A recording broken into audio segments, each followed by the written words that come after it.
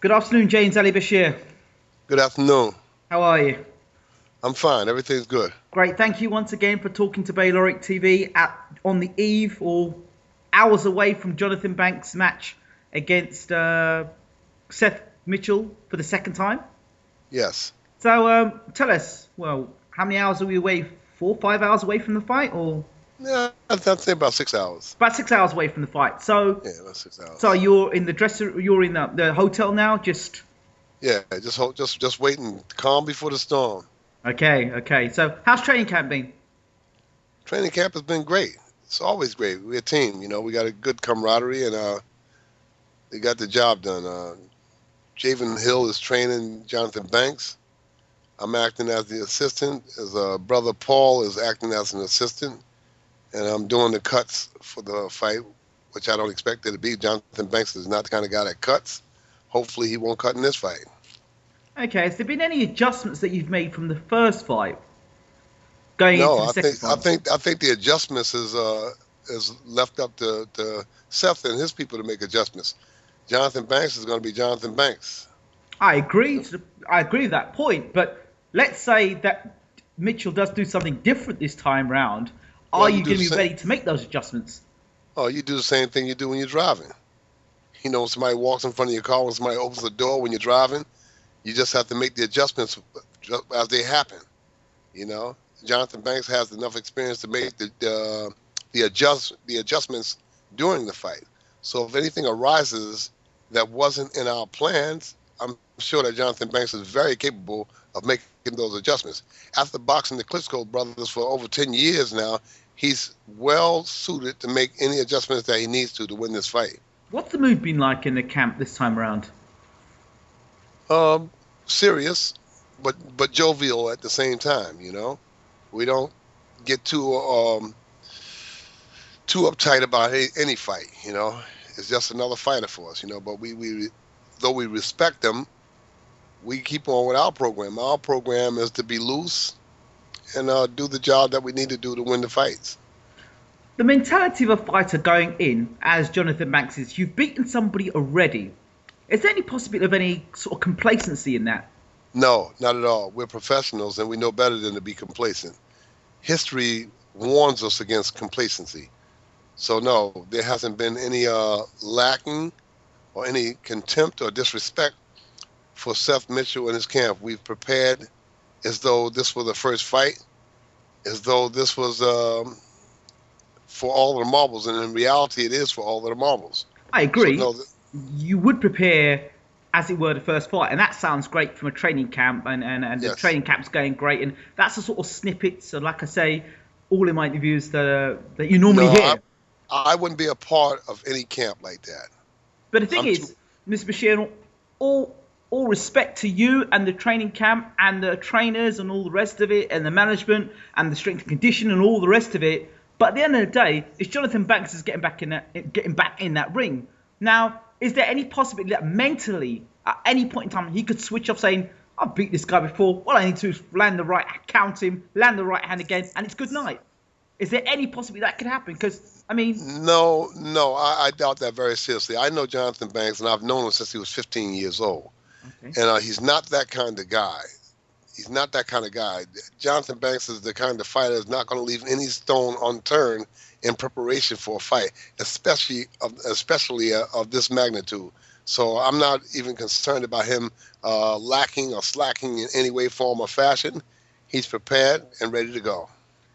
In terms of Seth Mitchell at the weigh-in, did you see anything different there? Did he look any bigger, I smaller? think that he is a couple pounds bigger, but as we all know, bigger doesn't win fights. Stronger doesn't win fights.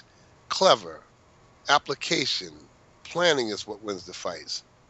Jonathan Banks came in at 216. Seth Mitchell came in, I believe, at 242, 250, or 242 or 244 or something of that nature. But big. He's a big guy. And Banks is a smaller guy. But, craftiness is the order of the day. Now I hear that I've heard this story before, and where fighters in the heavyweight division say, "Oh well, if he bulks up, he'll be able to absorb more punishment. He could take more punishment." Can you kind of clear that up for me, because I don't quite understand how putting more weight on helps you absorb a punch better? Who? Banks? No, for Seth Mitchell, for example, if he was to bulk up. I think that Is there truth in that, or is that just a myth? if he bulks up, relay the question to me again. Okay, let's example. You hear fighters say, like in the heavyweight division, oh, he's going into this fight. If he bulks up and puts more weight on against a naturally smaller man, and he leans on him, then also if he's taking a punch, he'll take a punch better. It can. If he leans on Johanton, if Johanton allows himself to be trapped against the ropes or something, it could play into Seth's hands, because he is a bigger, stronger guy, more physical guy. And it would be to Jonathan's undoing to allow such a big man to lay on him, because, yes, over time, over rounds, it could be very costly to Johanton Banks. But, again, I don't expect, nor do I suspect anything that would indicate that he would do something like that. He knows his game plan is in the center of that ring. If he goes against the ropes, he's asking for trouble. You know, you don't want to invite Seth to do the things that he does best. You want to take away his strengths by keeping the fight in the center of the ring. As George Foreman would say, is let sleeping dogs lie. Yes. Yes, you don't want to wake him up, and you don't want to give him no advantages. You want to take away every advantage that you can take away from Seth Mitchell. And I think, you know, strength, a good chin, it comes with the birth package. And if it doesn't come with the birth package, then you're as good as gone. No trainer can teach you how to take a punch. No trainer can teach you how to react once you're hit. No trainer can teach you how to come back from a knockdown, get up, go back and fight. No trainer can teach you how to be composed. Yeah, you can invite them and say, this is what you need to do to be composed, but it's up to the fighter at that particular time to grab the bull by the horns and be able to apply what he's being told. So let's look. Obviously, you know the strategy for Johanton Banks. You're in his corner. Let's go on the other side, and let's look at Seth Mitchell for a second. Where do you think he could improve, or what do you expect the areas he would have improved on? Obviously, not to get knocked out and not to rush him would be the obvious things. What else? I think that Seth needs time to mature. I think he's been rushed along. He's been put in fights where he can apparently do well, with the Brigham fight, the Chaz Witherspoon fights, you know. And Chaz actually had him on the hook, but for some reason he failed. He ran out of gas or whatever the case. I don't know what it was that caused Chaz to lose, but Chaz had him. I think he needs more time to mature. The last thing I would have done if I was his brain trust is to bring him back to Johanton Banks. Now, he might just go on to beat Johanton Banks. God only knows. Yeah. But I don't think that it was a good idea to do that, because even if he should succeed at beating Johanton Banks, that kind of puts him in the fire. You can't bring him back with a high profile. You can't bring him back with less than high profile. If you beat Banks, where you go? You go up. You can't go back down, because the public is not going to. They're not going to accept it. You just beat Johanton Banks, and now you're going to go back down to fighting people that work for Verizon, you know, or the internet service. No, you got to fight the top guys then. But he needs time to learn. He needs time to be educated. I watched him shadow boxing the other day, and I wasn't satisfied with what I saw in the shadow boxing. You know, I saw a clumsy guy that could be counterpunched, that could be nailed, that could be, you know, put into an awkward position as he was in the first fight. I think. Go ahead. I think he needs time to mature. I think he needs to get more education. He hasn't had that much time as a boxer to mature. I mean, so he needs that. Two things. When I interviewed Seth Mitchell, the two things I detected, first of all, was I asked him directly, how does this a second loss impact your contract with Golden Boy? Will they pull the contract away from you and terminate it and leave you on a scrap heap?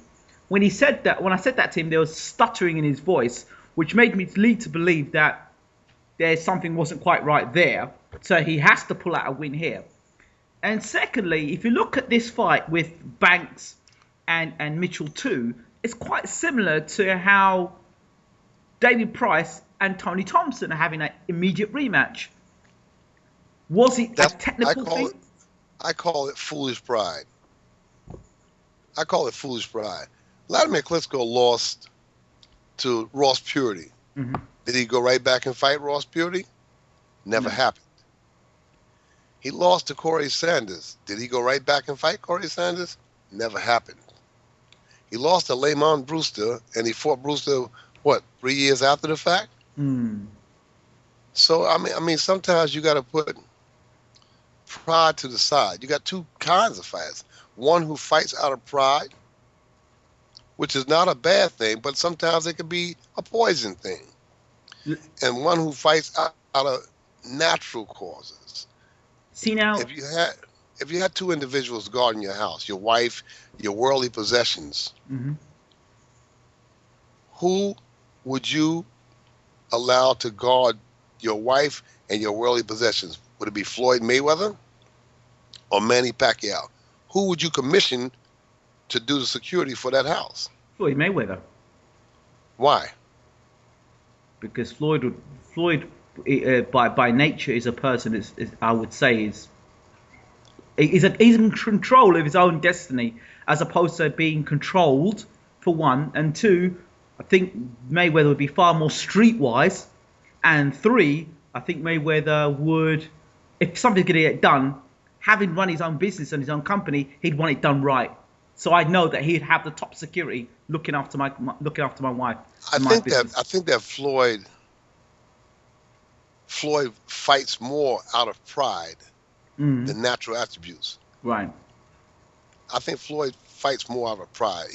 If you force him to the wall, he's going to fight you. Yeah. And he's very good at it. Mm-hmm. I think Pacquiao doesn't care who he fights. He doesn't care. He doesn't choose his fights. He's going to fight whoever comes to that door. You know what I'm saying? But let me put it another way. Pacquiao's not in control of his career. His career is controlled by Bob Arum. No, we're not talking about the logistics of a fighter's career. We're just talking about the individuals themselves. But what about the mentality? Isn't that key? Because you've got one man who's controlling his destiny and another one who isn't. No, you got a guy. We talk about your house is in a jungle. You got all kinds of animals in that jungle that's going to come to that door. One guy's going to fight out of pride, and the other guy's going to just go and fight. Pacquiao's my guy. That's the guy I want to guard my door. See, Floyd is too intelligent, and not to say that Manny Pacquiao is not intelligent. Yeah. But Manny Pacquiao is going to act from his heart. Floyd going to act from his mind. Floyd going to say, now, there's two lines coming down here. Do I stay here and fight? Damn, this is a tough call. Floyd's, you know what I'm saying? So I like Manny Pacquiao now. I want him to guard my house. I want him to guard my position. I know he don't care. You know what I'm saying? Floyd get a little intelligent, and something might go wrong there, So he might say, you know what, I don't want this, I'm out, I'm dusting, I'm going. What I'm pointing out, what I'm trying to allude to is that the David Price fight doesn't make sense to me. You lost the fight, move on. What is there to prove in fighting Tony Thompson? If you beat him, everybody say, you just did what you're supposed to do. Because if he comes back. People look at the Lennox Lewis situation. They always say, Lennox Lewis, he revenged all his defeats. But Lennox Lewis, I remember he fought McCall. It took him time before he could get the McCall fight to get that rematch. He got knocked up by Rackman, but that was because of poor preparation rather than Rackman being a better fighter than him. With the Banks situation and with the Thompson situation, the question could be, they both were in good condition, both Seth Mitchell and Price. Are we looking here at technique, getting our tactics wrong, or are we just looking one guy's just a better boxer than the other, and that's just it? Bottom line. Banks is better than Seth Mitchell. But you're meant to say that. I'm trying to be the man on the fence here. You're meant to say that because you've got James Ali Bashir here, and you in the training camp of Banks. Of course you're meant to say that. I don't want it to be perceived like that. Well, I don't want it to be perceived like that. I want it to be perceived because of the logistics surrounding each individual. Seth doesn't have the career experience as Jonathan. Okay. Seth has been hand-fed Opponents. Of course. opponents. Banks has been in the trenches. These are the. I'm just adding up all of the That's true. facts. I'm adding up all the facts, and when I feed it into the computer feeds back to me and says Tells you Banks Banks. is Now, the guy. here's a scenario. Goes out there, Banks is doing beautiful, looking good, and gets caught with a shot and knocked out cold. What happens then? If that were to happen tonight, what would happen then? It's quite possible. I didn't say it was impossible. It's quite possible. And if that happens, does that that's- make Mitchell a better fighter? No, it just makes Mitchell the guy that played the lottery and hit the number. Mitchell is the guy that's going to go out there. He's a lottery fighter. This is what I describe him as. He's a lottery fighter. He's not technically sound. His footwork, his counter punching, none of that is technically sound. He's a tough, strong, and heavy-handed guy.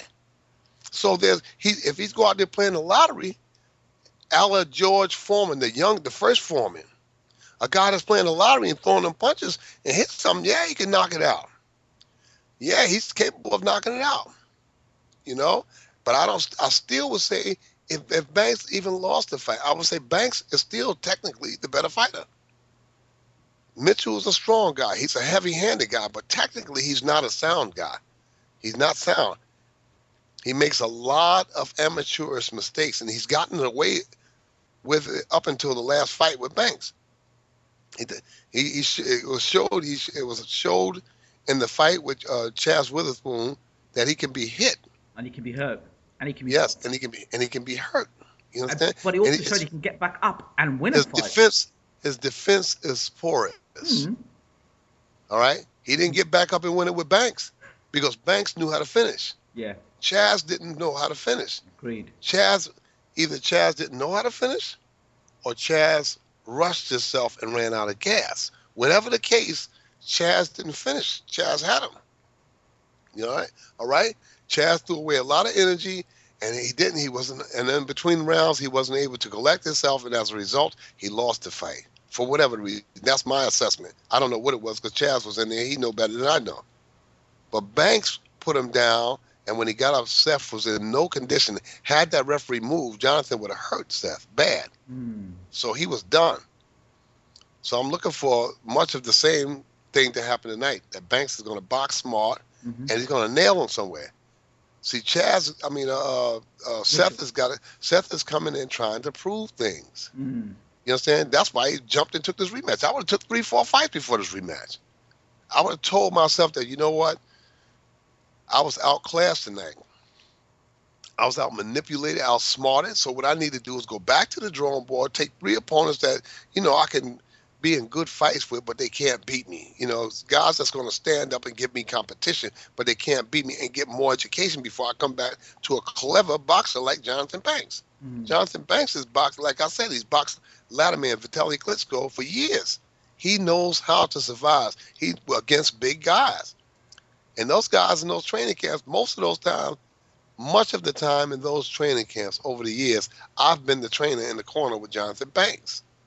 And I've told Johanton Banks different things. We put our mathematics together, and we were able to be successful against those guys, and not get hurt. Because let's face it, guys get hurt bad in training camps. And when you're with the Klitschko's, either you know what you're doing or you're going to get hurt. Oh yeah, absolutely. And Banks has survived it. He has survived it well. It's this, and then there's the mental outlook. Seth has got to have a lot on his mind. A lot on his mind. When Banks goes in the ring tonight, Vladimir Klitschko is going to be standing right next to him. All right? I want to see how Seth handles that kind of pressure. You know what I'm saying? Because he's a young guy. He's an impressionable guy. And I want to see how he handles looking across the ring at Johanton Banks with Vladimir Klitschko standing next to him. That's pressure. And the pressure to win, So maybe he can rise up, and maybe he won't. But I don't think that he wins this fight, and I think that Golden Boy gives him a contract back after the night. Okay. One final thing before I end this conversation. and it's a question that the fans want answers to. Johanton Banks, Vladimir, or Vitaly Klitschko. After this fight, he's got to be in position to fight the guy he's training or his brother. How does that work out? Who knows? If it were me, I think that I would go to the champions, and I would ask them. I would tell them that I'm in a position, because boxing is a small window. Yeah. So I would explain it to them that boxing is a small window, and that would they please allow me to have a title shot. Henry Armstrong did this with Ray Robinson. Over the years, other fighters have done it over the years. Other fighters have done it over the years, where they've gone to another fighter and say, "Give me the fight, let me make some money. Let me make a name for myself." And sometimes they even won. It's not personal. This boxing is business. There's such thing as going past your stop. If you're looking for a job and you go to sleep on the bus and the bus go past the stop, now you got to walk all the way back to the stop. By the time you get to the job, might be gone. Mm-hmm. So he needs to take advantage of his celebrity. You understand? It makes for good press for him to say, "Champ, I need to fight. You know, can we break up this trainer-fighter situation for one fight, and let's fight so I can make some money. And then if it don't work out for me, then I'll come back and train you." I'm sure a lot of people will do that. I'm sure that Vitaly will do it. They like Jonathan. They like him. They get along with him well. The chemistry is good. So I can't see that them not, allowing them, It'd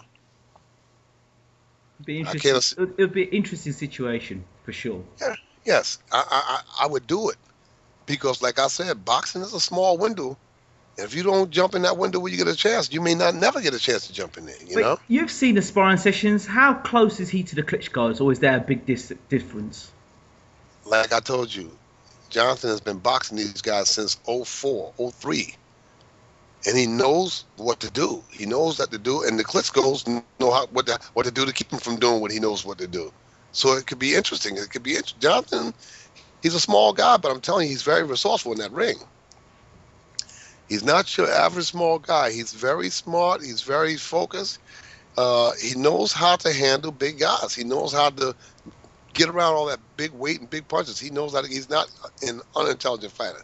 It's not to say that Seth Mitchell, and believe me, nobody in our camp has dismissed Seth Mitchell. He's still a viable, dangerous fighter. A wounded fighter is a dangerous fighter. Seth can come in there and he can cause problems if he lands them punches. All right, because he knows how to. He's done that. He's used to knocking people out. So we have not taken this fight lightly. We have left no stone unturned, and we know what we have to do inside of that ring once we get inside of there. One final thought. Obviously, you are on the undercard of the big one, Malignaggi Broner. Yeah. Your thoughts?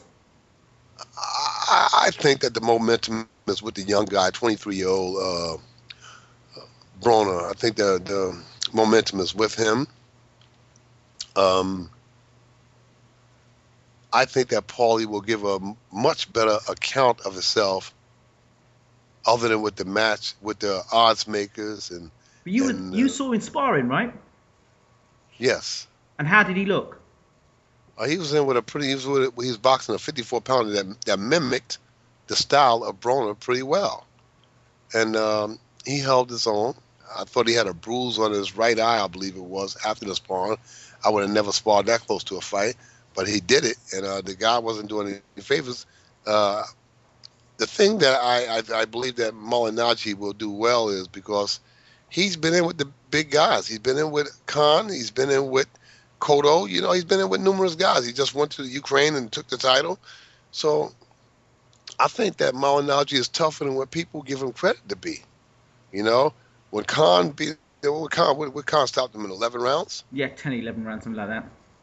Cotto stopped him, 10, 11 rounds? Yeah. This guy is a proven fighter. He's not going to lay down. He's not going to lay down. He's going to fight, So do you think it'd be a war, or do you think it'll just be one of these strategic matches? I think that Malignaggi is what he is. He's a boxer, plain and simple. So as long as he stays in his envelope, he can stretch it out and go the distance, probably lose on a split decision or a decision itself. But I know that he's got the capability to stay in there and give Broner a tough time. Can he beat Broner? That's Yeah. the bottom line. Can he beat Broner?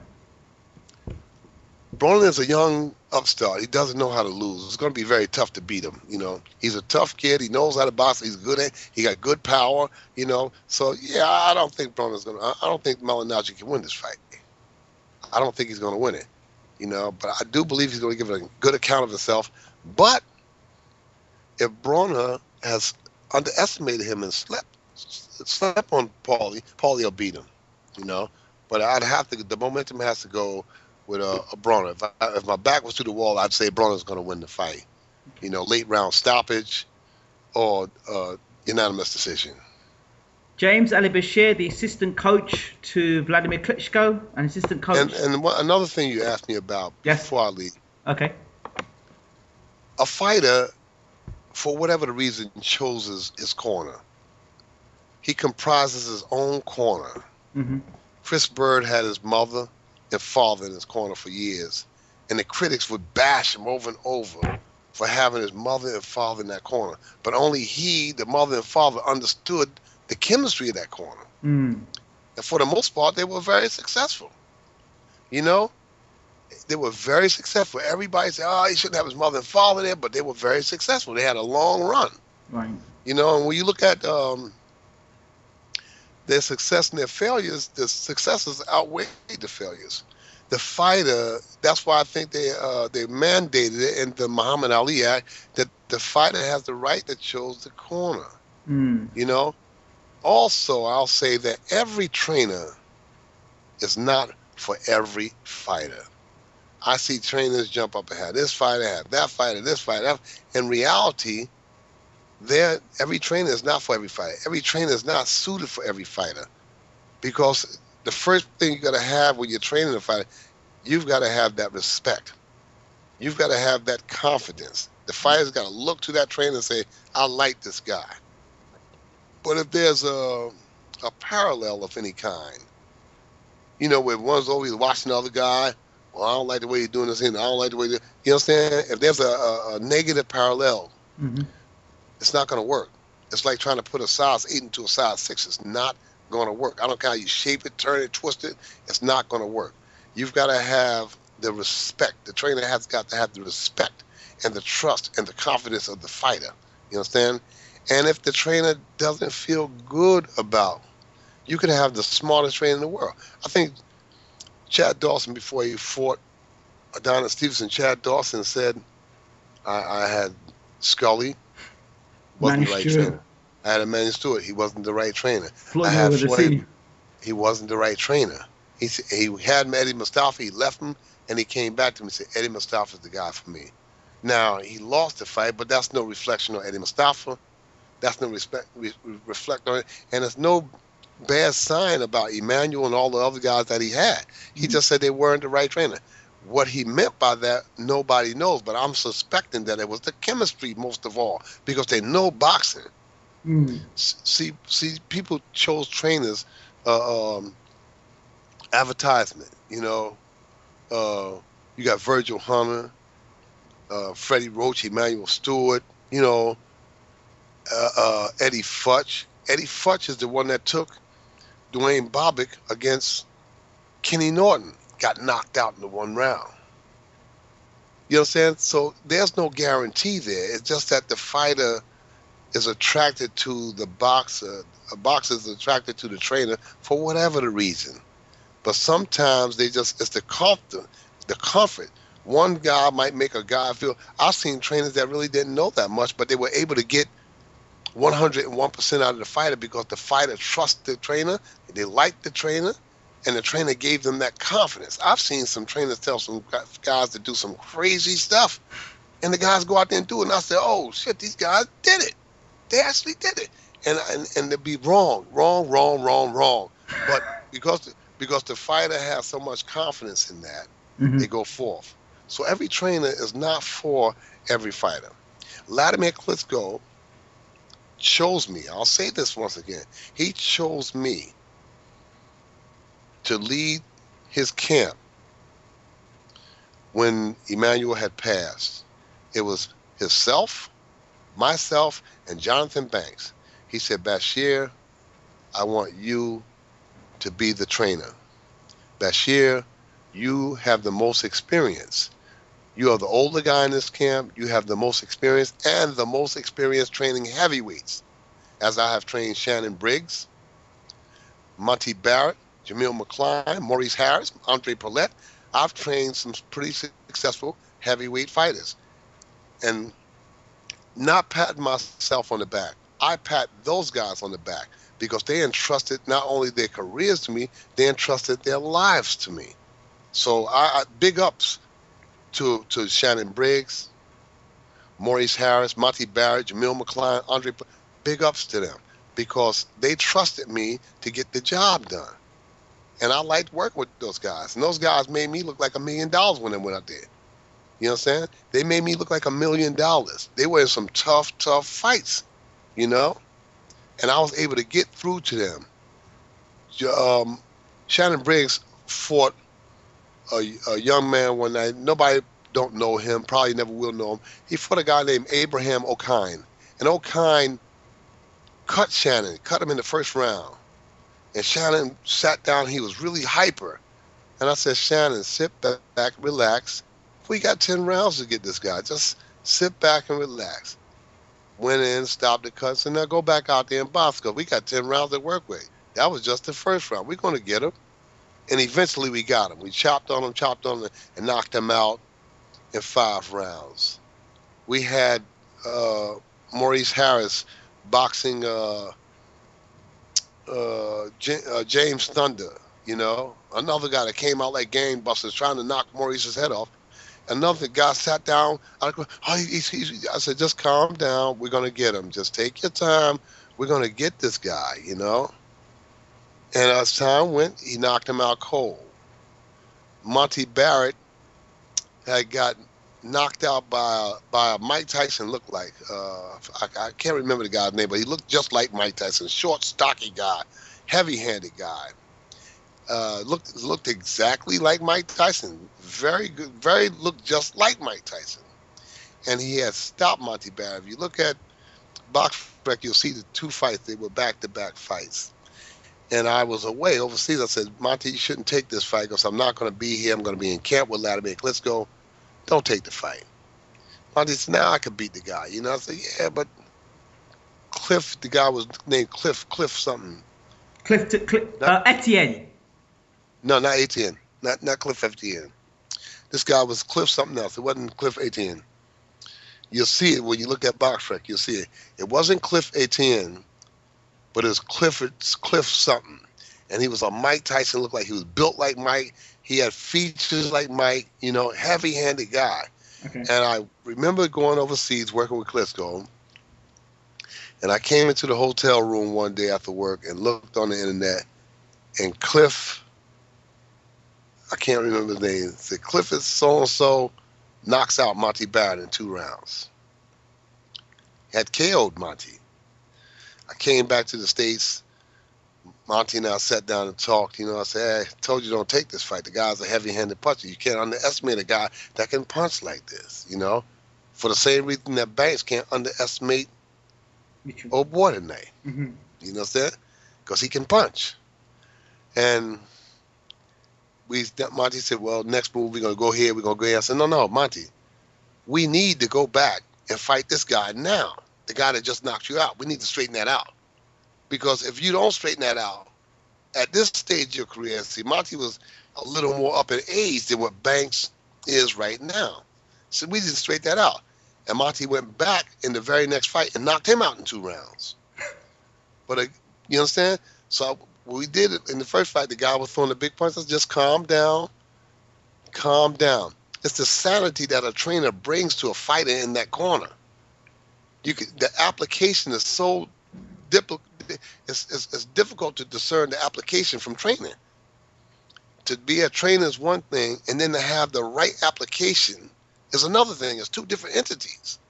You can have a trainer that can have all the knowledge in the world, But if he's screaming and hollering, you know, and emotionally upset, it displaces the fighter. So I was all right. Well, Latimer came back to me several days later and said that I changed my mind. Johanton Banks will be the trainer. I said no. I said no problem. Let's roll. Let's go to work. So my job now is to go in that camp and prepare the sparring partners to go against the champion. And my job, I zone out in the job. My job is to prepare those sparring partners to give that champion hell. And I try to do everything I can to critique. I try to do everything I can to duplicate the mindset of the people in the opposite corner that we're going to fight. So I look at every flaw in Klitschko, and I tell the fighters, this is what you need to do. And you need to do that there. And then to add on to it, I said, you need to do this here, because if you don't do that, there's a good bet you're going to be looking up at the ceiling in the first or second round. I want to make them understand the logistics of what they're doing. So that's my role, you know, so I don't have a problem. One thing I'll say this here, no one fighter in this boxing can define who I am or what I've been in 40 years of boxing. I don't get people say, man, I don't understand why they took Johanton Banks. He's so much younger than you. He's so much more inexperienced than you. But a lot of times it's not even inexperience. It's camaraderie. These guys have been sparring partners for years. They're both fighters. You understand? So I don't know what his mindset was when he chose Johanton Banks. I never asked, and nobody never told me. I just said, when the champ told me, I said, hey, champion, you're the champ. Let's roll. Let's go to work. You know what I'm saying? Johanton Banks is the trainer. You know, I'm going to act in the role that I've always acted in. You understand? And let's go. Let's go forward. I don't get caught up in that stuff like that. But I will say that no one fighter can define who I am and what I've been in 40 years of boxing. And I'll be here. God willing, I'll be here another 20 years. I'm looking to get another 20 years out of this thing. I feel good. I feel strong. I feel competent, you know. I'm working with some pretty good guys that's coming into boxing, guys that's already in boxing, you know. I've got Eddie Chambers going back out on the... Yeah, tell me about... I've seen a lot of tweeting about you, Eddie Chambers, and this guy. I can't even pronounce the unpronounceable name. Who is he? South African. It's a South African kid. He's rated number 10 by the WBC. I don't know who he is either. I can't even say his name. I don't even know his name. I can't remember it. I can't remember his name, you know. He's a South African. And he's calling Eddie Chambers out. He's calling Eddie Chambers out with 10 or 11 fights. He says he's going to knock Eddie Chambers out. I said, I like this guy. I like him because that wakes up Eddie Chambers. I need those kind of guys to wake up Eddie Chambers. He said, I'll knock Eddie Chambers out. The guy's 10-1 with about 9 KOs, so obviously he can punch a little bit, but he hasn't been in with the likes of Eddie Chambers. Eddie Chambers, you know, he hasn't seen it. Eddie Chambers can punch a bit himself. You know, people say Eddie Chambers can't punch. Speed, as they say, is power. When you look at the records of Wilfred Benitez, the former welterweight champion, former junior middleweight champion, former junior welterweight champion, and you look at the career of the great Muhammad Ali, and you look on their records, and they had all these knockouts. And you say, for two guys that's not supposed to be punchers, how did they get all these knockouts? Speed and accuracy. Eddie Chambers is a speedy fighter, and he's an accurate puncher. You understand? If you look at the Dimitrenko fight, you understand? You look at the Samuel Peters fight. You look at a lot of these fights, you'll see that Eddie Chambers was hurting heavyweights when 208, 213, 210, you know, he was hurting these guys. So at cruiserweight, he might be actually the bigger guy. He might certainly be the most talented cruiserweight in the world. I'm hard-pressed to see what cruiserweight out there can outbox Eddie Chambers. I'd like to see him against Gajuma Jones. That would be interesting. I'd like to see him against anybody that wants to step in the ring. Anybody. You know? Lebedev, we take Lebedev. I want to get this here. I'm not looking past this guy. Yes. I respect him, but again, he's just this guy because he's got 11 fights. Eddie Chambers is not supposed to lose to somebody with 11 fights. I don't care who he is. You know? No. So he's just this guy. So we'll take Guillermo Jones, Hmm. Marco Huck, Hmm. Ola Afolabi, Hmm. any of these guys that wants to step in that ring, we want to fight them. I I want to. want. I Hmm? do want to go back and touch on this thing before we finish. You mentioned about feather-fisted fighters, and that brings me back to Malik Scott and Derek Chisora. The rumor is of the story. The strong rumor is that they will be having a small ring when Malik Scott comes to fight Derek Chisora. Will that make a difference? It could have an impact on the fight. As a guy tall and rangy like Malik needs space. But again, this will force Malik Scott, the real Malik Scott, as they say, will the real Malik Scott please stand up? This fight will make him stand up if that ring is small. When you say small ring, what are you talking about? They're What are you gonna talking about? the smallest ring they can get. What's that? A 17 by 17? That's the smallest legal one. I know in the states you can't have less than a 17 by 17. You can't have a 16 by 16. That's just unethical to have a 16 by 16. That's a sparring ring in the gyms. Yeah. So I suspect that would mean that it would be 17 by 17 inside the ropes, and that would force Malik to put out more than what he's accustomed to putting out. Derek Chisora needs to take away Scott's space, crowd him, smother him, and mug him. Can he do that? And he's capable of doing it. Derek Chisora is capable of doing it, but not likely. Ah. Malik Scott is not one of those guys that's just going to lay down and go away quietly in the night. I know Malik Scott from the Lennox Lewis camps, and he's even sparred with Latimer Klitschko, and Malik Scott is not the kind of guy that's just going to lay down and go away quietly into the night. He's going to fight. People expect Derek Chisora just walk in and knock him over. That's what they're expecting. Yeah, well, I can tell you right now, I know Malik Scott. He's not going to be able to walk in there and just take over. He's going to eat. He's going to have to. He better wear his bib because he's going to have to eat a lot of stuff. He's going to have to eat a lot of punches. Malik Scott is coming there to fight. He's a prideful fighter. He's going to dig down. He's going to fight. He's going to be prepared for that fight 101%. I know this guy. The fitness levels, will he be fit enough to go the distance? I know this guy is coming to fight. He's not going on that plane to come into London and lay down. Malik Scott is coming to fight. Derek Chisora better be very, very careful coming in because he could get knocked out. Malik Scott is a sharp, speedy, accurate puncher. And when a tall, rangy guy like that hits a guy, he doesn't have to be a big puncher. He's just a tall, rangy guy. When they hit you hard. Lanky, skinny guys like Thomas Hearns, Malik Scott, those kind of guys can hurt you. But a lot of the criticism about Malik is that he doesn't get knockouts. A lot of the fans are going, who's Malik Scott? He ain't fought anybody. He can't punch. You hear that sort of things.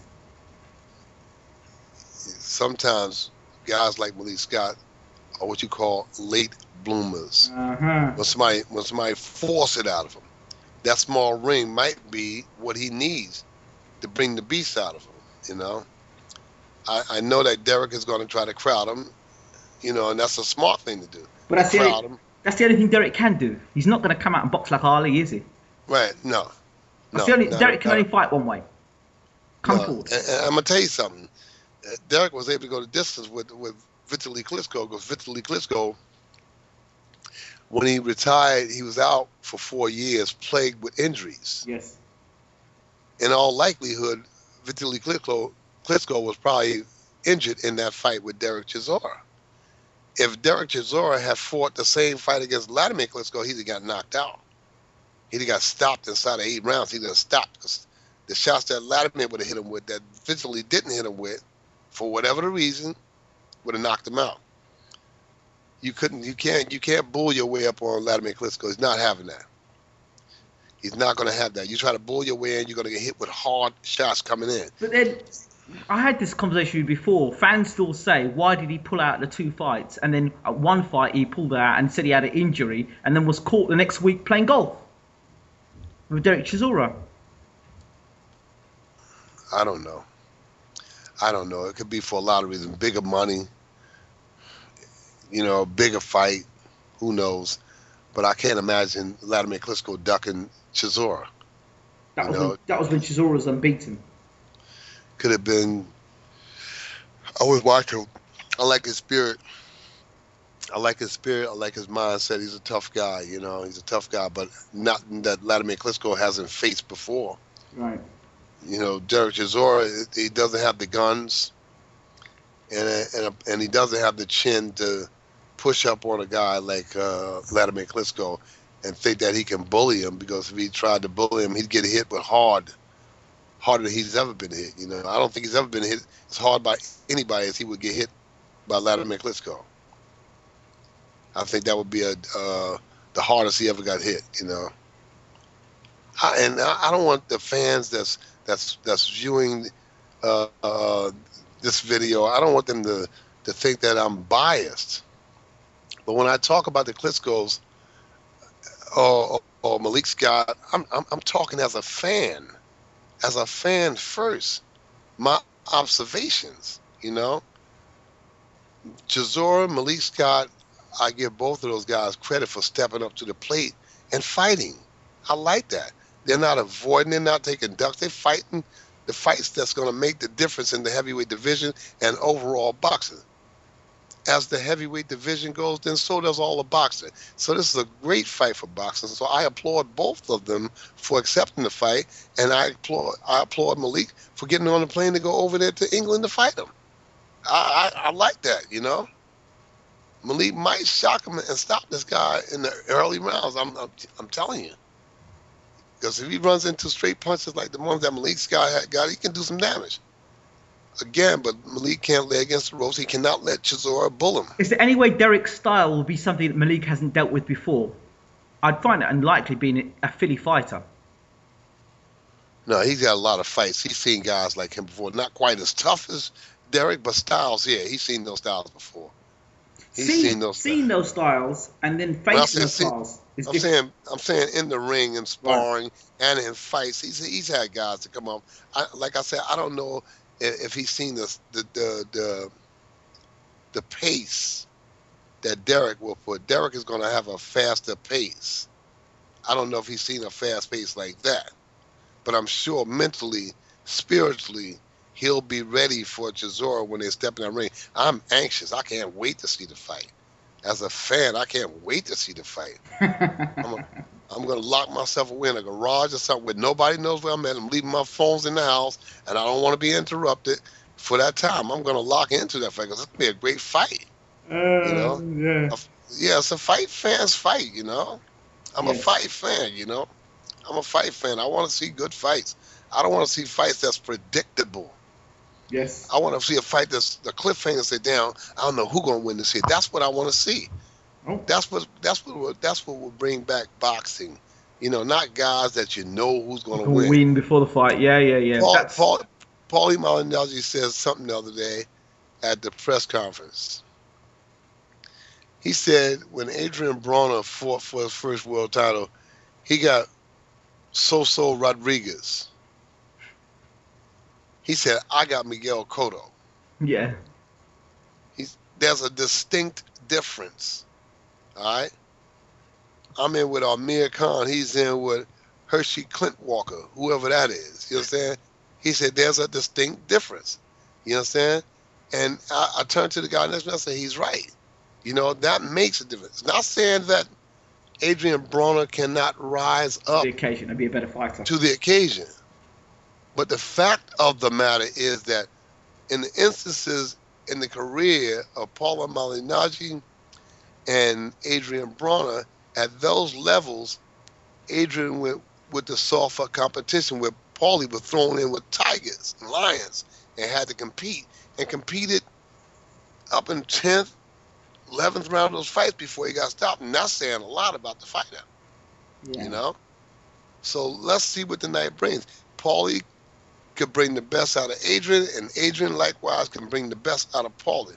I do believe that Paulie Malignaggi wants to win this fight, and I do believe that he's going to cause problems. What would happen if Adrian Broner got rocked by Malignaggi? Would that be a bad sign for his career? No, it wouldn't be a bad sign. And people just think I'm crazy, but I believe that's going to happen.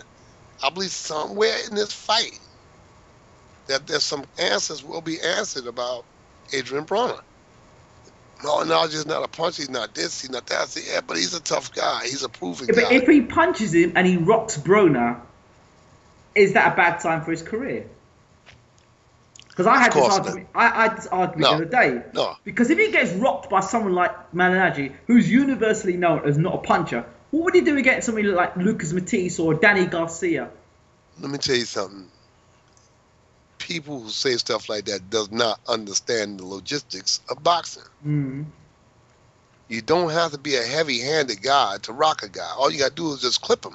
If you clip him on a sensitive nerve on the chin, on the temple, you can cause that rocking sensation where he rock, where he stumble, where he's dazed. Sharp punches equal power punches. George Foreman was a power puncher. Ali was a sharp puncher. Ali would hit guys with sharp punches and wobble them. Benitez would see what he did to Maurice Hope. Yes. You see what happened? Benitez wasn't no big puncher, but you see what happened when he hit him. You know, he hit him and knocked him out. So that doesn't mean that those are the people who do not understand the logistics of boxing. You know, I think that Paul Malignaggi can give a good account of himself tonight. I think he wants to, and if he doesn't play into the crowd's hands, this could be an interesting fight. Do you think he could be too emotionally charged and saved it all and waste it all in the gym? Or in the first couple of rounds. Both of them are so emotional, you know, talking smack to each other at the weigh-ins, at the press conferences and stuff. So it just depends on how much they can bring them back before they put them in the ring. It's interesting to see how much... it's gone beyond the hype thing now. It's actually bringing another woman involved, getting a woman involved as well. It's beyond hype, isn't it? Yeah. Yesterday at the weigh-in and the day before that day of the press conference, you know, his ex-girlfriend was there. So, yeah, it's getting out of hand. Yeah. I think it has nothing to do with boxing. I think it gives boxing a black eye when you got a bunch of young fighters around and you see this kind of action going on. It's not good. It's not good. I like the classy guys, the laid back guys. Come in and do your job. It's all about boxing, proving yourself in the boxing ring. You know. But a bit of hype is good, though, is it not? Yes, it's good, but again, it's. I took a young person off my Facebook page because he has some derogatory video on there that I didn't approve of. I said, listen, I said to him, I said, hey, young man, I said, there's young people on here, old people on here, spiritual people on here, educational people, and we don't need this kind of stuff on here because you don't know who you are being offensive to. So because you've done this here, I'm going to cut your friendship off. And I just removed him. So again, Broner, Malignaggi, they got to be mindful of the young people that's watching them. Muhammad Ali and all his ranting and raging, he was an example for young fighters. You understand? However, his rants at Joe Frazier weren't particularly very nice. No, they weren't very nice, but there were some things going on behind the scene between him and Joe. You know, that wasn't right, nice. But he came back and apologized. You know, he apologized. He did something wrong. He knows that he hurt Joe, and he apologized for it. Going forward, he just apologized for it. And it doesn't make the situation better for anybody else to do it. You know. Mm-hmm. So the fighters that I work with, I try to steer them to go the opposite way. You don't have to go there on nobody. You don't have to say these derogatory things to hurt somebody, to cut these persons up or hurt them. No, you don't have to do that. You know, you have to do the right thing by them. You know, yeah, he hurt Joe, you know. So, but he was a good fighter, and he was a good example for the young fighters and young people in general. Absolutely. You know, nobody never asked, but Muhammad himself had been hurt. So a lot of times, victims that have been hurt think that it's all right to hurt other people. He himself had gone through a lot of hurt and disappointment. You know, and that's why I look back at the WBA was the first one to strip him. Was the WBA. In fact, the WBA was the only organization around that time. Because the WBC derived from the WBA. And the WBA, the WBA, and the WBC, the IBF arose from those two. Everybody worked for everybody at one time, you know, and then they decide, you know, I can go my own way, and thus you come up with these new organizations, you know. So here we are. James Ali Bashir, once again, thank you for talking to Bayloric TV. It's fight night. It's fight night, USA, June 22nd, the Barclays Center, Brooklyn, New York.